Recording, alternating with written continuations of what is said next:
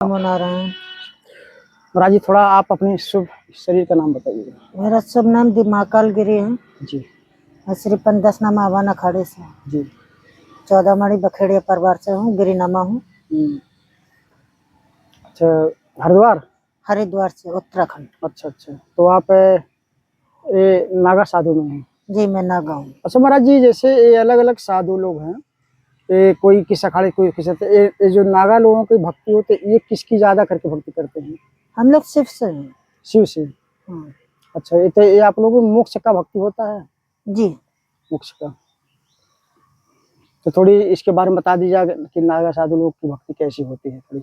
नागा साधु अपनी साधना में मगन रहता है राम जी। अच्छा, साधना में। तो आप लोगों को साधना जैसे ये घूम करके करते हैं या कहीं बैठ करके आप लोग?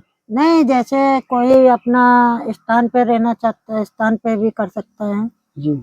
कुछ साधु नागा ज्यादातर जंगलों में रहते हैं। ज्यादातर जंगलों में? हाँ, हम लोग जो रहते हैं वो ज्यादातर जंगलों में रहते हैं। आश्रम पे हम लोग कम टिकते हैं। अच्छा। जैसे कि तालाब होता है, तालाब में अगर पानी भर जाए है ना, तो पानी गंदा हो जाता है। हाँ जी। इसी तरीके से एक साधु का हिसाब है।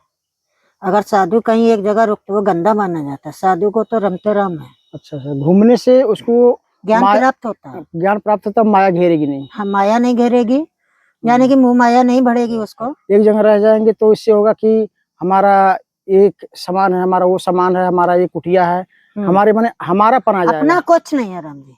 नागा साधु का कुछ नहीं होता। कुछ नहीं होता है। कहते हैं कि ना तेरा है ना मेरा है, ये चिड़िया नैन बसेरा है, उड़ जाएगा हंस अकेला है। धन्यवाद। है ना, तो ये संसार में किसी का कोई कुछ नहीं है ना? ये तो सत्य है। ये तो एक झूठी मुंह माया है जो हम तुम लगा देते हैं साधु के लिए। साधु के लिए अगर देखा जाए तो कुछ भी नहीं, कुछ भी नहीं। साधु को तो सिर्फ भोजन और भजन से मतलब होता है। अच्छा। और अपने तपस्या से मतलब है। अब क्या है कि साधु अब ज्यादातर जो है का धन के लालच में ज्यादा है जी। अब जो भी साधु है वो धन के लालच में है ना? तो महाराज जी, जैसे मान लीजिए अगर हम साधु बन गए और फिर धन साधु भी बन गए, धन के लालच भी कर रहे हैं, तो फिर ना मैं इधर कराऊंगा ना मैं उधर कराऊंगा, वो कहीं के नहीं सीधा एक तरफ का होना जरूरी है। हाँ, वो बीच में लटकना बेकार है। बेकार है ना? हाँ, एक साइड पकड़ो या तो वो साइड पकड़ो, तो ये भगवा को उतार दीजिए। इस भगवा को बदनाम करने से है ना, इसके ऊपर वस्त्र पे दाग लगाने से भगवान राम का भगवा है ना, भोलेनाथ का भगवा है ये जी। इसको वैसे अगर कायदे में माना जाए तो ये ब्रह्मचारी का वस्त्र होता है। हाँ।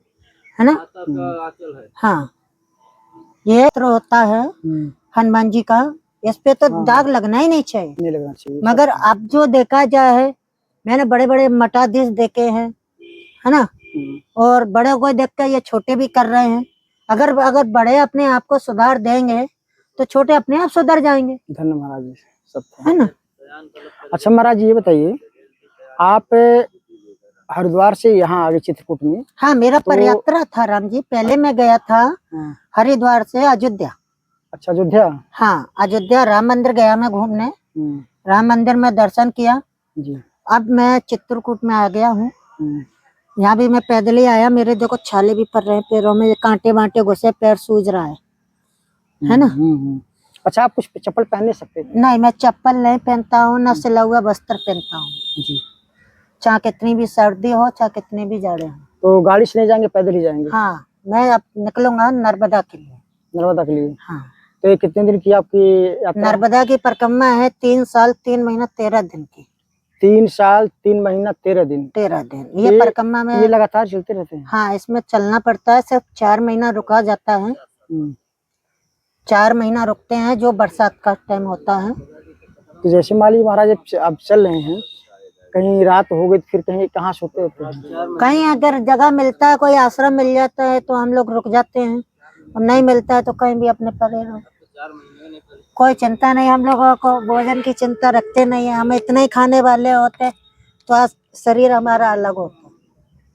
नागा अगर असली साधु होगा, कभी वो अपने शरीर को अष्टपुष्ट नहीं करेगा। वो शरीर को अपना दिन पे दिन थकाएगा, दिन पे दिन कम करेगा। तो प्रभु जी, आप इतने दिन से इस लाइन में आए हैं, कुछ मालिक की कृपा भक्ति आपको चमत्कार हुआ है? क्यों नहीं, मेरे को बहुत आनंद आया है। हाँ, प्रभु की भक्ति में मुझे बहुत आनंद मिला है। कुछ चमत्कार आप देखे हैं? बहुत चमत्कार देखा हूँ, वो चमत्कार देखा हूँ जो मैंने अपने भविष्य में कभी सोचा नहीं था। अच्छा। हाँ, स्वयं भोलेनाथ ने साक्षात दर्शन दे चुके। अच्छा, यह भक्ति में आके दे चुके हैं। हाँ, और याचना उनसे फिर भी है कि फिर मुझे एक बार दर्शन देंगे। तो और मुझे क्या, मैं तो दुआ कर भगवान से प्रार्थना करता हूँ कि सभी भक्तों को जो भी हमारे गुरु भाई हैं, संत समाज है हमारी, है ना, अगर वो भक्ति के लाइन पे अपना सही मार्ग पे डटे रहें तो हो सकता है भगवान के दर्शन स्वयं हो। मार्ग अच्छा पकड़े, मार्ग अच्छा पकड़े। ये भीख मांगने से, है ना, गली गली घूमने से साधु नहीं होते, दाढ़ी बढ़ाने से साधु नहीं बनते, है ना, जटा रखाने से साधु नहीं हो। साधु का मार्ग जो है उसकी मर्यादा है, वो मर्यादा को आप पकड़े। तो महाराज जी, जैसे मान लीजिए हम इस वस्त्र में भगवान को पा सकते हैं, धारण करने के बाद पाएंगे, कि हम इस वस्त्र में पा सकते हैं, जो हमारा वस्त्र है हम इसमें नहीं पा सकते? हाँ, आप इसी में पा सकते हैं। आपका भजन संत कर रहा है। संत कभी अपने लिए भजन नहीं करता है। जो संत होता है वो गृहस्थ के लिए ही भजन करता है, गृहस्थ के लिए ही वो उद्धार करता है। वो कभी अगर संत होगा वो अपने लिए कभी नहीं सोचेगा। धन्यवाद महाराज जी, सत्य बात है। ठीक है, वो कभी अपने लिए नहीं सोचेगा, वो दूसरे के लिए सोचेगा, दूसरे को अच्छे ज्ञान की रास्ते पे लाने की सोचेगा। हम चित्रकूट आए थे तो रास्ते में हमको काफी गाड़ियां मिली, है ना। हमको जिला जज ने गाड़ी रोकी थी, जो कोर्ट का जिला जज होता है शहर का, उसने हमारे लिए गाड़ी रोकी थी। बोले कि महाराज जी आप इसमें बैठ जाइए। तो हमने कहा नहीं बैठेंगे। तो बोले क्यों? हमने कि नहीं, हमको पैदल ही जाना है। हाँ, तो बोले महाराज ऐसा क्यों? हमने कि प्रभु की इच्छा है। हाँ, उनने हमको पैदल बुलाया था तो हम पैदल आए। बोले कि आप पे चलन, हमने कि सब प्रभु की इच्छा है जी, है ना। एक आप लोगों के मतलब तो वो हमको भी देख के वो भी करीब 4-5 किलोमीटर हमारे साथ में पैदल चले थे। वही चीज है ना कि जब हमारे संत महात्मा अच्छे रास्ते पे चलेंगे बिल्कुल, तो इसके पीछे पूरा संसार चलेगा। हाँ जी, जब हम ही गलत रास्ता गलत मार्ग हम पकड़ेंगे तो संसार क्या करेगा? संसार का विश्वास उड़ जाता है। ये जो हमने ये भेष को लिया,